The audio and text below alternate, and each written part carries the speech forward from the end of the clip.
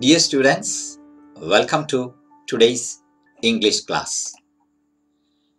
Today, we are going to see Coursebook Unit 2, Section 2, the grammar, defining relative clauses. Let's use grammar. You have to take page number 40 of your textbook. Defining relative clauses. Look at the following sentences. The tiny rabbit is in the parlor. The rabbit with the bright eyes is in the parlor.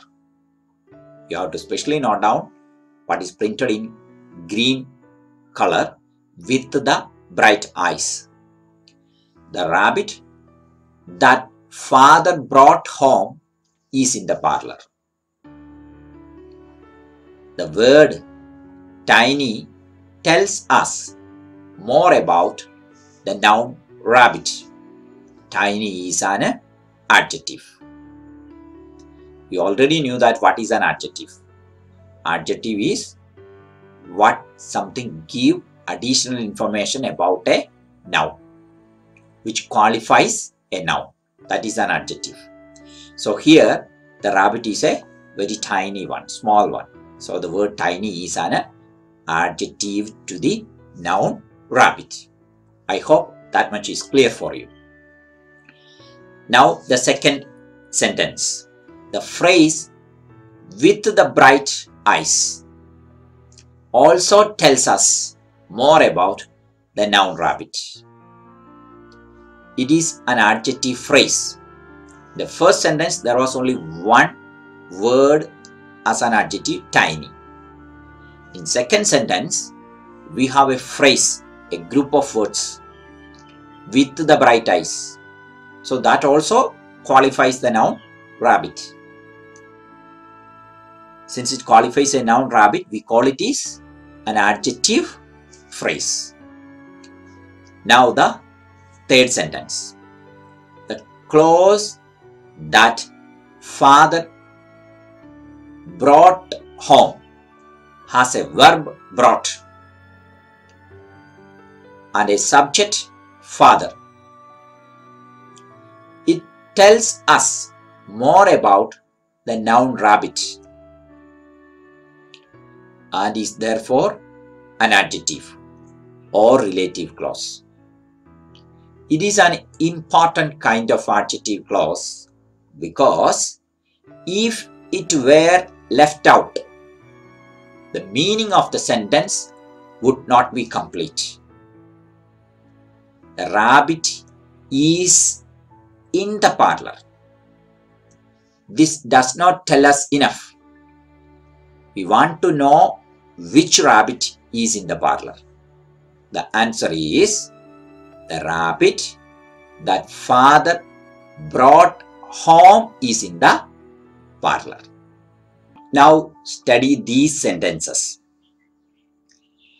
Mother is the person who does not want to keep Adolf.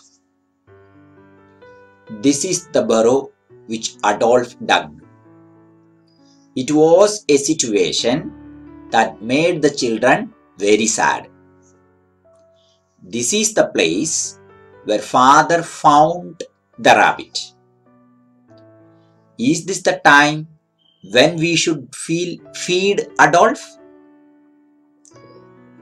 The clauses in green in the sentences above qualify the nouns. Mother is the person who does not want to keep Adolf. Here the person. Burrow. This is the burrow which Adolf dug. Situation. It was a situation that made the children very sad. Place. This is the place where father found the rabbit. And the time. Is this the time when we should feed Adolf? That go before them. They are adjectival or relative clauses. Such clauses answer the question which person or which thing. That is, the clause specify or define the nouns they qualify. They are therefore called defining relative or adjectival clauses. I repeat, the clauses specify or define the nouns they qualify. They are called defining relative or adjectival clauses.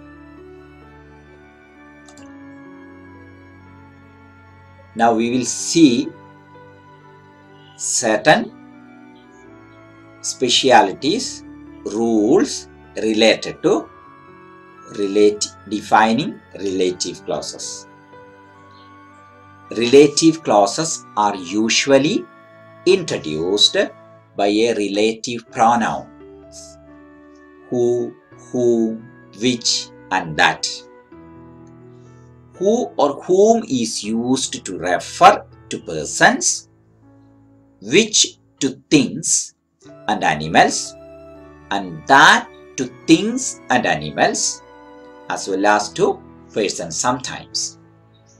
An example given there: who was it that won Wimbledon this year? Relative clauses can also be introduced by the relative adverbs when, where, and why, when these words mean on which, in which, at which, etc. Example: Sunday is the only day when I can relax.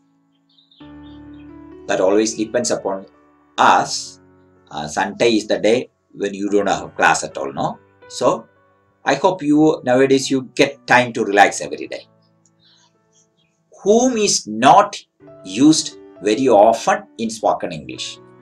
It is used in formal written English. Example: the principal is the person whom you should address the letter to. The relative pronouns functioning as objects of verbs or of prepositions can be omitted from defining relative clauses. The teacher whom I wanted to meet was on holiday. This whom is not necessary there. The student who we were talking to is the school captain. Here also the who can be omitted. Now we have an activity there. This activity is in page number 41 of your textbook. You can do this activity in the textbook itself. Complete the following sentences with who, whose, which, that, in which, or on which. There are 10 questions. Those that study hard usually do well in exams. 2. There are many places in the country that we haven't visited. Then third one, the chair dash Pradeep was sitting broke.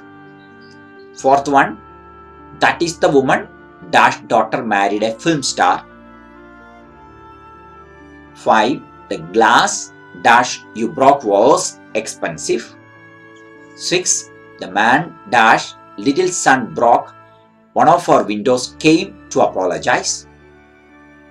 7th one, the apartment dash we live is pretty large. 8. Ira needs the sari dash is in the laundry. 9. The student dash got the highest mark in English was given a special prize. 10th one, the blackboard dash the teacher was writing was correct. Dear students, I will do first 3 activities for you. The rest 4 to 10 you have to do. The first one answer will be like this: those who study hard, usually do well in exams. Second one, there are many places in the country that we haven't visited. Third one, the chair on which Pradeep was sitting broke. I hope you will do this activity today itself. Definitely answer key will come to you later, not along with this class, but after some time. You have to take time and work out the answers afterwards to check whether your answers are correct or not. You can make use of the answer key that I will be sending to you. Now we will see next activity. Combine the following pairs of sentences into one sentence each as shown in the example. This activity is in the page number 42 of your textbook. A sample is given there. Example is like this. Sheila spoke to the person. The person is an English teacher. The person Sheila spoke to is an English teacher. There are 5 questions given. 1. The school was a residential school. Full stop. We chose the school. Second, Latif can't find the dictionary. Full stop. He was using it yesterday. 3. Usha liked the gift. Full stop. Bina gave her the gift for her birthday. Fourth one, the email was about her entrance test. Full stop. Kashmira sent us the email. 5. We all enjoyed the story. Full stop. The teacher told us the story. I will do 1 and 2 for you. 3, 4 and 5 you have to do. The answer will be like this. The school we chose was a residential school. And second one, Latif can't find the dictionary he was using yesterday. I hope you will do the rest of the activities. Now we move to page number 43 of our textbook. Here we have another interesting activity. Define the terms in the box on the left using the relative pronoun who and the information given in the box on the right. The first one has been done for you as an example. That is given there. Nutritionist specializes in the relationship between food and health.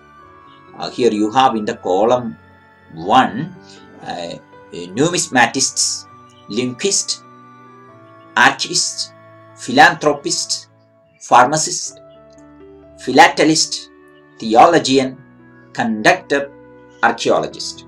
And in second column, studies religion and beliefs, prepares medicines and sells or gives them to the public in a shop or in a hospital, helps the poor and those in need, especially by giving money, stands in front of an orchestra and directs their performance, specializes in the relationship between food and health, that we already read, collects or studies coins or medals, knows several foreign languages well, studies cultures of the past and periods of history by examining the remains of buildings and objects found in the ground, develops and manages a collection of historical documents or records of a government, etc. Collects or studies stamps. Already one is given there. A nutritionist is a person who specializes in the relationship between food and health. There are altogether 10. Second one also I will do for you. A numismatist is a person who collects or studies coins or medals. You have to incorporate your knowledge using a relative pronoun and some kind of general knowledge to do this activity. You please try your level best. Definitely answer key will come to you later.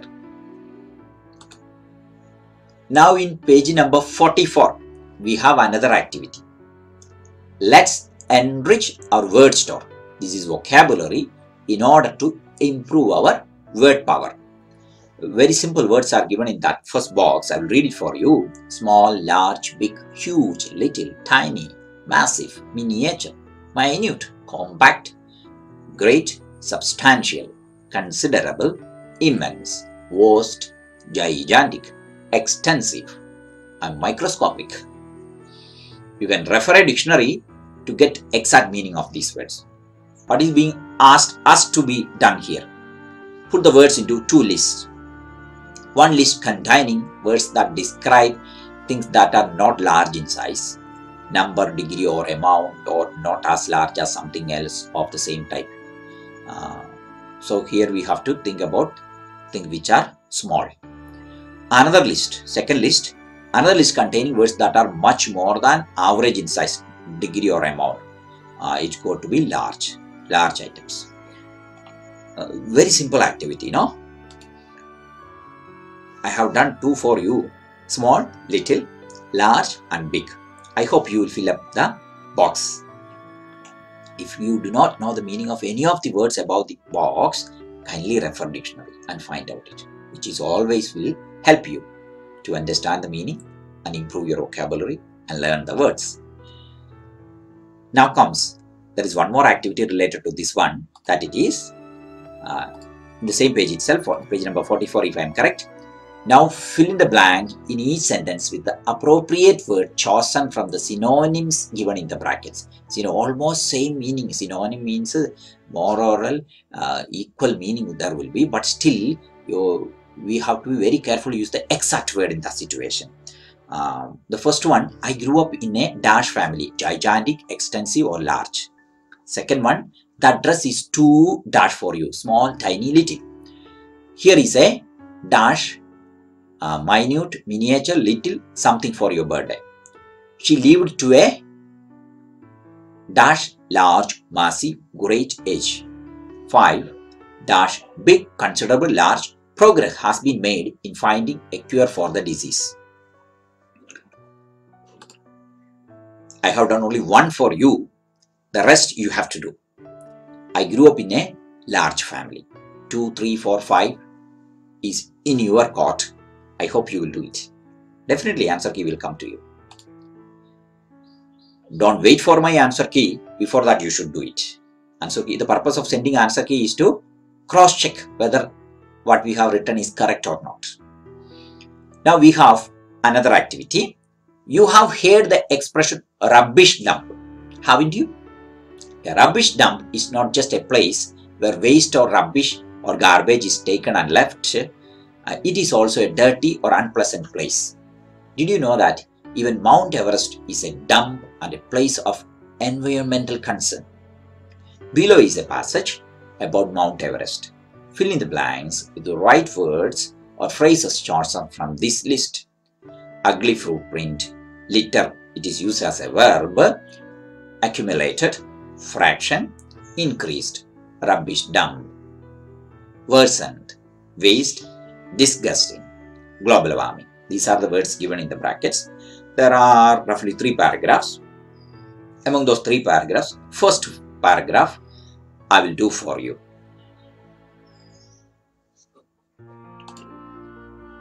Years of mountaineering have turned Mount Everest into the world's highest rubbish dump. High spending climb pace pay little attention to the waste they leave behind. Fluorescent tents, discarded climbing equipment, empty gas canisters, and even human excrement. The remaining of this activity you have to do. If there are any words that you are not familiar in the above box, you should get the help of a dictionary to find out the exact meaning. Next activity is very interesting activity. It's a listening activity. An audio will be played for you. Let's listen. That's the name of the activity. This is given in page number 45 and 46 of your textbook. It is towards the end of the page number 45, and the rest is in the other side of the page. You can answer it in the textbook itself. An audio will be played. I will play that audio 2 times. The first time you try to answer it, and in the second time you check whether your answers are correct or not. You are going to listen to a text on Sundarlal Bahuguna, the famous environmentalist. As you listen, fill in the blanks. Check your answers when you hear the text a second time. Definitely, this audio will be played 2 times in this video itself. Don't worry, you need not go for replaying it. Once it is played, while you are going to check it, I prefer you to do it as a live activity. While watching this video itself, you do it. That's why this audio is played twice in the video itself. You are going to listen to a text on Sundarlal Bahuguna, the famous environmentalist. As you listen, fill in the blanks. Check your answers when you hear the text a second time. Have you heard of Sundarlal Bahuguna? Well, he's one of India's finest and foremost environmentalists. In fact, when we hear the word environment, we are immediately reminded of Bahuguna. Would you like to know some personal details of this famous Indian? Sundarlal Bahuguna was born on 9th of January 1927. He wasn't born in a large city, but in a small village in Uttarakhand, a village called Maroda, not far from Tihri. Tihri, in fact, is well known because it has a close association with Bahuguna's life and career. Early in his career, he did something quite remarkable. With great courage, he led agitations against the evil practice of untouchability. Along with his fight against untouchability, he also waged a battle against drinking. He got a large number of women who lived in the hills to support him in his drive against people consuming liquor. Not surprisingly, Bahuguna mobilized people to oppose colonial rule and eagerly participated in the freedom struggle. Inspired by Gandhiji, he consciously chose to follow Gandhian principles. When he married Vimla, he made her agree to a condition. He told Vimla that they would have to live among the rural folk and set up ashrams. Bahuguna's most important contribution to the protection of the environment was his launch of the Chipko movement in 1973. It came to be called Chipko because the word means stick in Hindi. What actually happened during the movement was that people would rush to the trees and hug them and stick to them as soon as they heard that forest contractors and woodcutters were on their way to the spot to fell the trees. The Chipko movement gave rise to a much repeated slogan, "Ecology is permanent economy." Notable among the many awards Bahuguna has won are 2 Padma prizes, the Padma Shri that he was chosen for in 1981, but which he declined, and the Padma Vibhushan in 2009. What a wonderful contribution he has made to conservation and the protection of the environment in the country.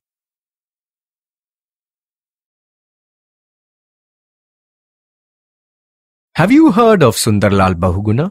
Well, he's one of India's finest and foremost environmentalists. In fact, when we hear the word environment, we are immediately reminded of Bahuguna. Would you like to know some personal details of this famous Indian? Sundarlal Bahuguna was born on 9th of January 1927. He wasn't born in a large city, but in a small village in Uttarakhand, a village called Maroda, not far from Tihri. Tihri, in fact, is well known because it has a close association with Bahuguna's life and career. Early in his career, he did something quite remarkable. With great courage, he led agitations against the evil practice of untouchability. Along with his fight against untouchability, he also waged a battle against drinking. He got a large number of women who lived in the hills to support him in his drive against people consuming liquor. Not surprisingly, Bahuguna mobilized people to oppose colonial rule and eagerly participated in the freedom struggle. Inspired by Gandhiji, he consciously chose to follow Gandhian principles. When he married Vimla, he made her agree to a condition. He told Vimla that they would have to live among the rural folk and set up ashrams. Bahuguna's most important contribution to the protection of the environment was his launch of the Chipko movement in 1973. It came to be called Chipko because the word means stick in Hindi. What actually happened during the movement was that people would rush to the trees and hug them and stick to them as soon as they heard that forest contractors and woodcutters were on their way to the spot to fell the trees. The Chipko movement gave rise to a much repeated slogan, "Ecology is permanent economy." Notable among the many awards Bahuguna has won are 2 Padma prizes, the Padma Shri that he was chosen for in 1981, but which he declined, and the Padma Vibhushan in 2009. What a wonderful contribution he has made to conservation and the protection of the environment in the country. Dear students, I hope you did that activity and you cross-checked your answers. Now the last and final activity in our unit 2, section 2 of our course book, that is writing a formal letter. You might have learned writing letters. There are formal and informal letter or personal letters. Here we have a formal letter. Format of the letter is given there. I'll give you little bit directions. Based on this format and instructions I give you, you should try to write a letter. And the letter you have written, take the photo of a letter you are going to write and please send to me. Definitely a sample letter I will send you later. Let's examine the format which is given here. Write a letter to the editor of a newspaper highlighting the problems related to the rising levels of air pollution in your city and suggesting some possible solutions. Use the format provided. Here we can see a formal letter looks like sender's address. Here address of a person who is in Delhi is being provided. You can provide your address there. That means your house name or house number and your place name and pin code can be provided there. Next one is date. The date which is provided here, 31st August 2018. You can write a date of this year, 2020 August, any date you like. Just below one line it is written there. Afterwards, leaving one line, what is provided? Inside address or receiver's position. Receiver position here is the editor. Here the writer is going to write to the Hindu, New Delhi. You can write to the New Indian Express, or even if you are going to write to the Malayalam Manorama, no problem. You can do it. Again, leaving one line, opening salutation, sir or madam, to whom we are writing. Then subject line. Here in the subject line, you are going to have a rising level of air pollution. Then body of the letter. The body of the letter, first one you have to introduce, introduction, paragraph 1. You are going to introduce the problem, that is about the pollution, the situation of pollution in our city. Then main content, the reason, causes, such things you can have explained there. Then close, conclusion, paragraph 3. You are going to conclude the letter. Yes, what the editor should do as a newspaper editor, what he must do. He should publish some news in the newspaper, such things you can add there also. Then closing or complimentary, yours faithfully. Then sender's name. You can write your name. Here it is ABC is provided. This is the format of a formal letter. Anyway, you try to write in your own words. Definitely don't worry. A sample letter I will send you. If you find it extremely difficult to prepare a letter by yourself using this format, you can get the help of the sample which I am going to send you along with the answer key.